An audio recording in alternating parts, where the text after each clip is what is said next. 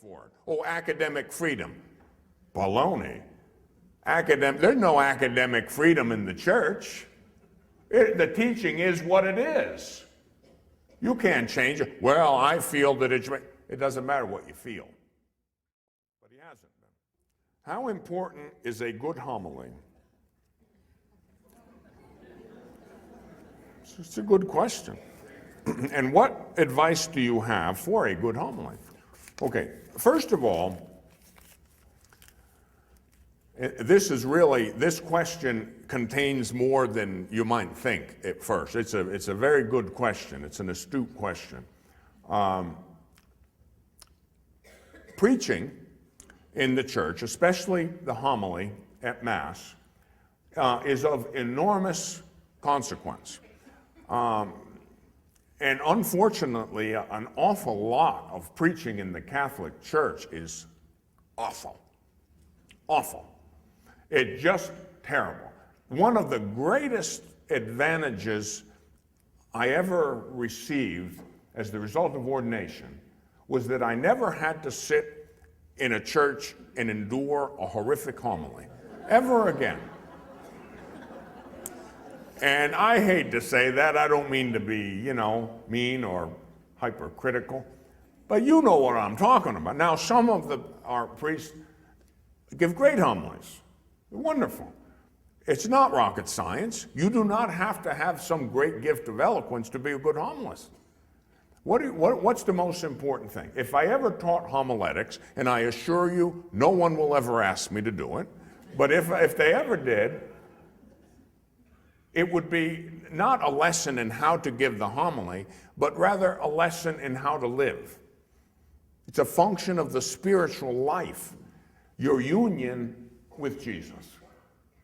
Jesus in the most blessed sacrament. A priest's life, or a deacon, anyone who's going to preach a homily, you have to be in deep communion with the Eucharistic Lord. And that means you have to be making holy hours, or at least a holy minute. Spend time with the Lord. Spend time with the Lord. To the degree you become one with Jesus, the only teacher, you will be a teacher. Intimacy with the Father through the Son in the power of the Holy Spirit, that's first and foremost. Number two, boy, learn the faith. I know there are a lot of priests who are badly catechized. Never mind theology, they aren't even catechized. They got their theology from some upstart two-bit theologian who think he had a better idea than the Pope. There's a lot of them. They should be wiped off the face of the earth. I'm sorry. That's the way I feel. They are worse than useless. Anyone who teaches false theology in a seminary or any place else, if I were the bishop, I would have his head on a platter so fast it would make your head spin. There is no place for it. Oh, academic freedom. Baloney. There's no academic freedom in the church. The teaching is what it is. You can't change it. Well, I feel that it doesn't matter what you feel. It is what it is. And you obey it or get out. And that's the only way to approach it.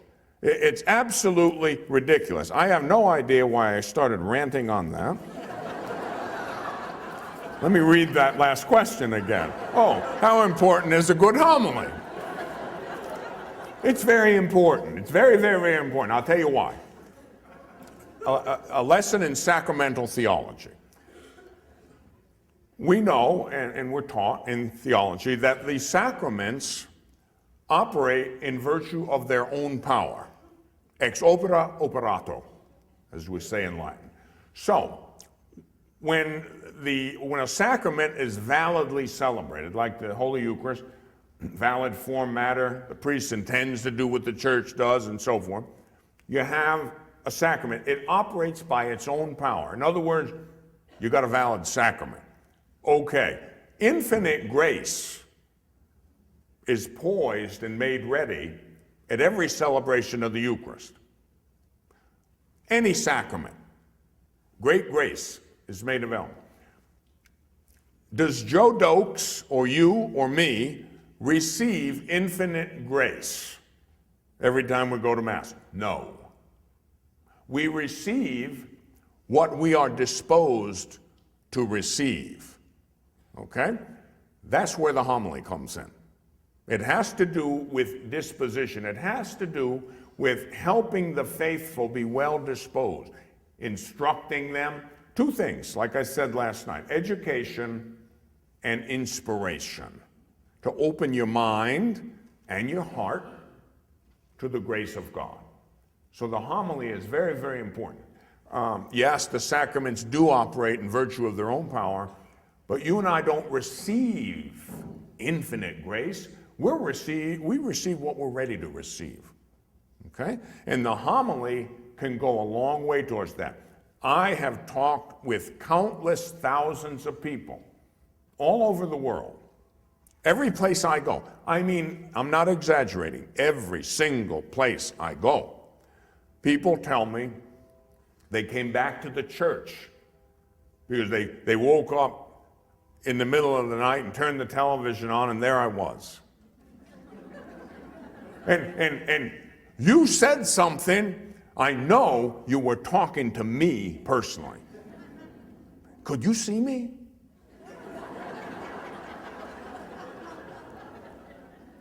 No, but God can. We're just a mouthpiece. What do I know? You know what? All I do is show up for work. That's all any of us can do. We show up for work.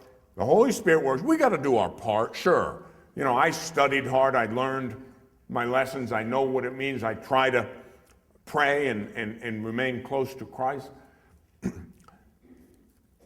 I don't know why, in so many cases, we have a lack of good teaching in the Catholic Church, a lack of good preaching in the Catholic Church.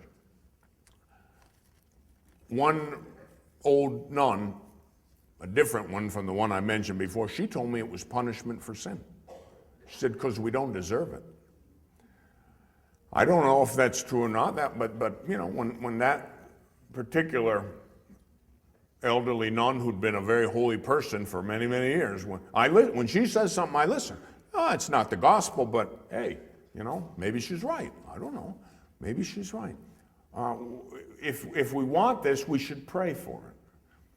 I always keep scanning the horizon for preachers coming up in the Catholic Church, you know. I keep looking. And there are many good preachers, by the way, many good priests who can preach, and some bishops too, and deacons even. But there aren't very many, relatively speaking. Name somebody who does what I do. You can't. Oh, you can name priests who preach. But I wish there was a whole bunch of them. Then I could, stay home once in a while. I don't know why that is. I don't know why that is. That's a mystery to me. But it's a fact. You need to pray for preachers. Pray that we have more preachers. Yeah, the good homily is important, believe me. Very, very important. You know, it's the only contact most Catholics have with their faith. Where they go to Mass, right? If they're lucky. If they're in the 20% that still go, they go to Mass. And what instruction in the faith do they get? At the homily? You know? Pretty much. That's what I call conventional warfare.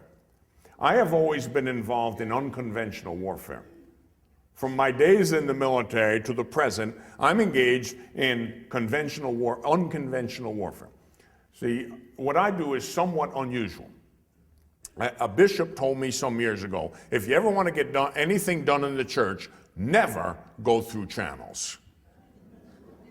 He said, always, it's like General Colin Powell has 18 points.